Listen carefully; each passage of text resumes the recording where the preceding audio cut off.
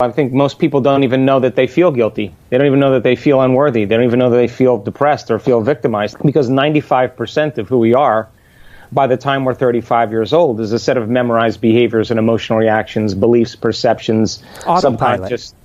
Pretty much on autopilot. That's 95% of most people. So their 5% is working against 95% of what they've memorized subconsciously. So the first step then is becoming conscious of your unconscious thoughts, becoming aware of your automatic behaviors, and then noticing and paying attention to the emotions that you feel every day. And as you begin to observe those states of mind and body, it means you're no longer the program. Now you're the consciousness observing the program, and you begin to objectify your subjective self. You begin to pull out of your biology. So awareness then is the first step. So then most people, once they become conscious that they're living by certain emotions, the next question are, what are those emotions? And those emotions typically are connected to some past experience. Like, I'm this way because I got fired from my job 10 years ago. I am this way because my husband left me with 3 children. I am this way because I was in a serious accident 15 years ago. I am this way because I had this event happen to me. So then what that means from a biological standpoint is that that person has had a reaction to some experience. Once you feel a change in your internal chemistry emotionally and you feel altered, you pay attention to what caused it in your outer environment, and the brain takes a picture, and that's called a memory. So then we begin to remember the reasons why we are the way we are because of the past. But if you're still living by that emotion and it's 15 years later, from a biological standpoint, it means you haven't changed. The next point is the survival emotions, the emotions that are derived from the hormones of stress, are very addictive. Anger is addictive. Fear is addictive. Sadness is addictive. Resentment is addictive. Competition is addictive. Frustration is addictive. All of those emotions that are derived from the hormones of stress give the brain and body a rush of energy.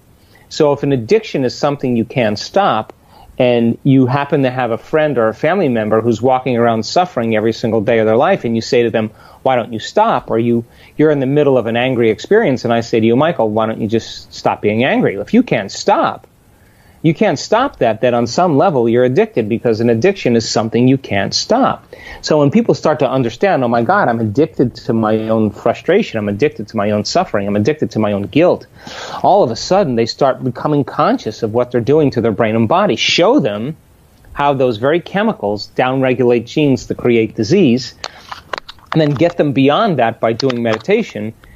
That's the moment then all of a sudden they begin to be greater than their biology. And we've measured this thousands of times in people, and it's without a doubt, I can say this from every single cell in my being, that a person is at their absolute best when they get beyond themselves. That's the bottom line. So like the hormones of stress as an example, 70% of the time people are living by the hormones of stress, whether they know it or not.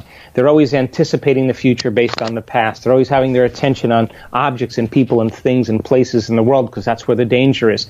The chemicals are jacking up their body, so their attention is on their body. So they think, based on their own experience, that they're their body, but they're not. They believe that they're their identity that's connected to relationships with people and things and places in their life, but they're not. Then when people start to live on autopilot and they get out of bed the same way and they brush their teeth with the same hand and they do all the same things every single day, and they've been doing that for 20 or 30 years, for the most part then, their body's on autopilot. It's in a predictable future based on what it's done in the past. So very few people are in the present moment. So then they're locked into a line of time, a linear line of time, where their future and their past seem to be exactly the same. So not a lot of people are present or in the present moment. And if you're not in the present moment, I assert that you're running some type of program, which means you're not present. The body's already programmed to be in the future or in the past.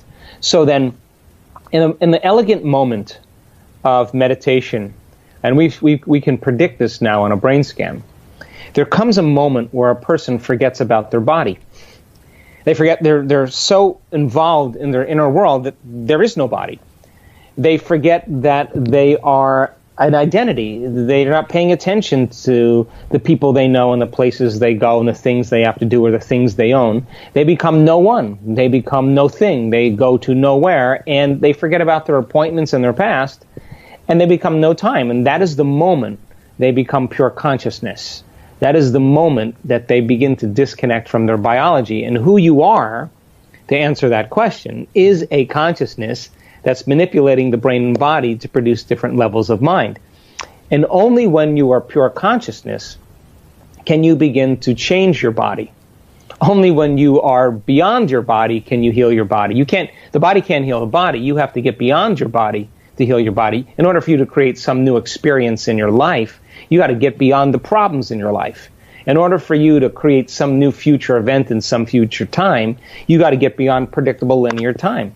And so if you're going to heal your body by thought alone, if you're going to create some experience in your life by thought alone, if you are going to create some new event in your future by thought alone, then you have to become thought alone. And that is the moment when you become pure consciousness, where you are nobody, no one, no thing, nowhere, and no time. That is the moment that you're no longer constrained by those laws.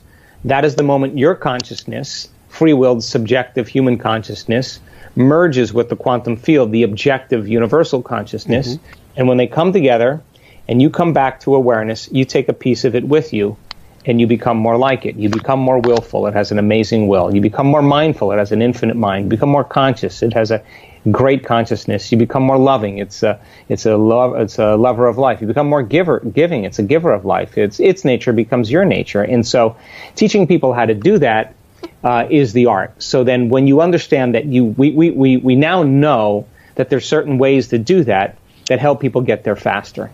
So I think, first of all, people have to understand what coherence is and what incoherence is. I think that, for the most part, the hormones of stress, again, living in survival, the moment you begin to become agitated or impatient or judgmental or resentful or frustrated or bitter or sad or guilty or whatever, what happens is the primitive nervous system switches on, and you're mobilizing enormous amounts of energy for some threat in your external environment. So you can run from a predator.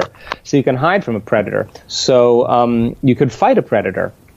And that's really good for the short term. I mean, all organisms in nature can tolerate short-term stress. But the problem is that when you keep turning on that stress response and you can't turn it off, now the body begins to move out of balance, because stress is when your body's knocked out of homeostasis. So when you turn on that stress response and you can't turn it off, now there begins to become some breakdowns in the body. So now you keep racing the heart because of traffic, because of your teenager, because of your finances, but there's no predator back there. But you're turning it on as if you're being chased constantly by some predator. The problem with that is that all of a sudden the heart, that should beat coherently and rhythmically, starts to beat very incoherent. It becomes arrhythmic. It becomes disintegrated. Its rhythm begins to change. At the same time, when you're living by the hormones of stress, the brain gets a rush of adrenaline, it gets an arousal, and the arousal then causes you to pay attention to your body, pay attention to your environment, pay attention to time, because if you're being chased by a predator, you better be thinking about your body, you better be thinking about where in your environment you're going to run, and you better be thinking about how much time you have to get there. The problem is, again, as you begin to keep firing those chemicals into your brain and you shift your attention from a person or a problem or a thing or a place or an experience over and over again, each one of those things has neurological networks in their brain. As you begin to shift your attention, you begin to fire all these circuits and you begin to produce an incoherent brain. So when your brain's incoherent, you're incoherent. When your heart's incoherent, you don't feel good. So then, is it possible then to begin to teach people how to create more coherence in their heart and in their brain? We've measured this thousands and thousands of times. So when you're under stress, you're focusing on matter, you're focusing on objects, you're focusing on things, you're narrowing your focus because the danger is around the corner, and you're paying attention to one thing. Really great for the short term. But if you keep doing that and you keep arousing the brain, you drive the brain into higher brain states, what's called high beta, and now it's like driving your sports car in first gear on the freeway. So then, instead of focusing on matter and objects and things and narrowing your focus, if you teach people how to open their focus and sense space instead of matter, energy, and information, when you open your focus, you can't analyze or think, you can't obsess, and brain waves tend to slow down. And not only slow down, but get highly organized and coherent. At the same time, the heart starts to get coherent, and the heart starts to affect the brain starts to affect the heart, and all of a sudden now, when you're living by stress, you're drawing from this invisible vital field of energy and turning it into chemistry, and you're robbing the body's vital energy. So now you're more matter and less energy, you're more particle and less wave, and you can exert very little effects in your life. But then when you begin to free yourself from the chains of those addictive emotions, you begin to open your heart, the field around your body. That heart begins to produce a magnetic field that sometimes can go to 9 meters wide. And if you can teach a person how to feel an elevated emotion and sustain it, and they begin to like drop pebbles in water over and over again, and they start to produce these beautiful waves. If they feel deeply and richly and profoundly, they're dropping big stones that are producing bigger waves. Now those waves are energy.